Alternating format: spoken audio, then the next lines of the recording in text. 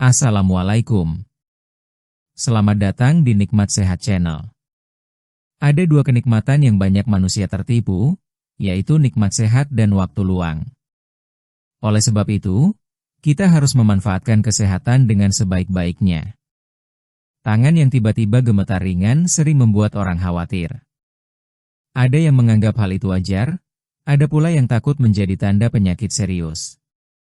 Sebenarnya, tubuh memiliki banyak alasan mengapa tangan bisa bergetar. Mengenali penyebabnya penting agar tidak salah menilai dan bisa segera mengambil langkah yang tepat. Gemetar ringan bisa normal. Gemetar ringan pada tangan tidak selalu berbahaya. Ada kondisi tertentu yang membuat tangan bergetar sementara, lalu hilang dengan sendirinya. Misalnya ketika tubuh kelelahan, kurang tidur, atau sedang cemas. Dalam keadaan seperti itu, gemetar biasanya tidak berlangsung lama dan akan mereda setelah tubuh beristirahat. Penyebab yang sering terjadi: kelelahan. Saat tubuh bekerja terlalu keras, otot bisa kehilangan tenaga. Akibatnya, tangan bergetar ringan sebagai tanda bahwa tubuh butuh istirahat. Kurang tidur. Tidur yang tidak cukup membuat sistem saraf tidak bekerja optimal. Hal ini bisa memicu tangan bergetar meski tidak sedang melakukan aktivitas berat. Rasa cemas atau gugup. Ketika menghadapi situasi menegangkan, tubuh mengeluarkan hormon yang membuat jantung berdebar dan tangan bergetar. Kondisi ini biasanya hilang setelah rasa cemas mereda. Kadar gula darah rendah. Saat gula darah turun, tubuh kekurangan energi. Salah satu tanda yang muncul adalah tangan gemetar, disertai rasa lemas dan berkeringat. Kelebihan kafein. Minum kopi atau teh terlalu banyak bisa membuat tangan bergetar. Kafein merangsang sistem saraf sehingga tubuh terasa gelisah. Efek obat tertentu. Ada beberapa jenis obat yang bisa menimbulkan efek samping berupa gemetar ringan. Biasanya akan hilang setelah tubuh menyesuaikan diri. Saat gemetar bisa jadi tanda serius. Meski seringkali normal, tangan gemetar juga bisa menjadi gejala awal dari gangguan kesehatan yang lebih serius. Beberapa kondisi yang perlu diwaspadai antara lain: gangguan saraf. Penyakit yang menyerang sistem saraf bisa membuat tangan bergetar terus-menerus. Gangguan tiroid. Kelenjar tiroid yang terlalu aktif dapat memicu gemetar ringan pada tangan. Parkinson. Salah satu tanda awal penyakit ini adalah tangan yang bergetar meski sedang beristirahat. Gangguan metabolisme. Ketidakseimbangan zat dalam tubuh bisa menimbulkan gejala gemetar yang tidak biasa. Jika gemetar berlangsung lama, semakin sering muncul, atau disertai gejala lain seperti sulit berbicara, lemas berlebihan, atau kehilangan keseimbangan, sebaiknya segera diperiksa. Cara mengurangi gemetar ringan. Ada beberapa langkah sederhana yang bisa dilakukan untuk mengurangi gemetar ringan pada tangan. Istirahat cukup, tidur teratur membantu tubuh memulihkan tenaga. Kurangi kafein, batasi kopi atau teh agar sistem saraf tidak terlalu terangsang.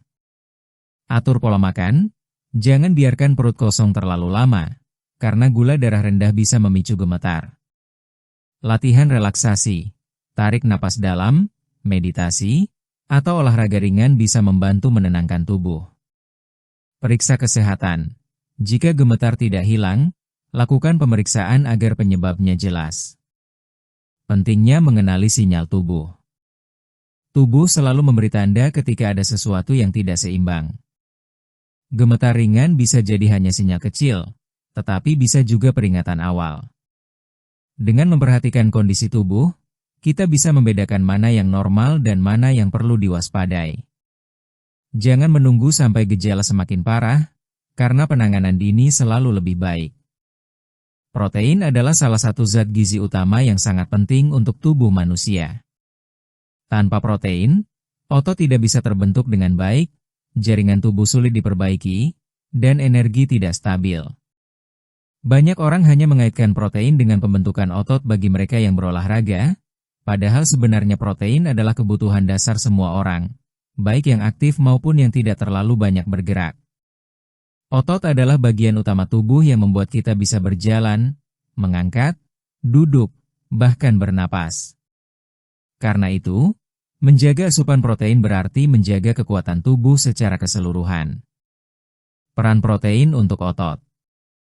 Protein berfungsi sebagai bahan pembangun otot. Setiap kali otot digunakan, ada bagian kecil yang mengalami kerusakan. Tubuh kemudian memperbaikinya dengan bantuan protein. Proses ini membuat otot semakin kuat dan lebih tahan terhadap aktivitas. Tanpa protein yang cukup, otot akan mudah lemah, cepat lelah, dan sulit berkembang. Selain itu, protein juga membantu menjaga massa otot. Seiring bertambahnya usia, otot cenderung berkurang jika tidak dijaga. Dengan asupan protein yang cukup, otot tetap terpelihara sehingga tubuh tidak mudah rapuh. Pentingnya protein untuk aktivitas sehari-hari. Otot bukan hanya untuk olahraga.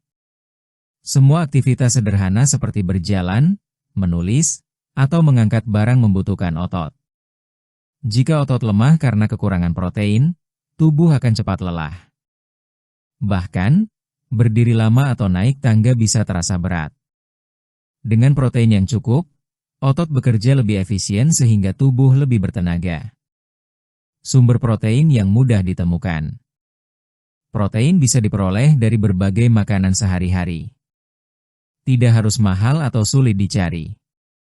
Beberapa sumber protein yang mudah didapat antara lain. Telur, praktis, murah, dan bisa diolah dengan berbagai cara. Tahu dan tempe, kaya protein nabati, mudah ditemukan di pasar, dan bisa diolah menjadi berbagai masakan. Ikan, selain protein, juga mengandung lemak baik yang bermanfaat untuk otak dan jantung. Ayam, terutama bagian dada, rendah lemak dan tinggi protein. Kacang-kacangan, bisa dijadikan camilan sehat atau tambahan dalam masakan. Susu dan olahannya, memberi protein sekaligus kalsium untuk tulang. Dengan variasi makanan ini, kebutuhan protein harian bisa terpenuhi tanpa kesulitan. Dampak kekurangan protein. Jika tubuh kekurangan protein, otot akan melemah. Gejala yang sering muncul antara lain cepat lelah, sulit berkonsentrasi, dan tubuh terasa lemas. Dalam jangka panjang, kekurangan protein bisa membuat otot menyusut, daya tahan tubuh menurun, dan risiko penyakit meningkat. Karena itu, penting untuk memastikan asupan protein cukup setiap hari. Keseimbangan asupan. Meski protein penting, bukan berarti harus dikonsumsi berlebihan.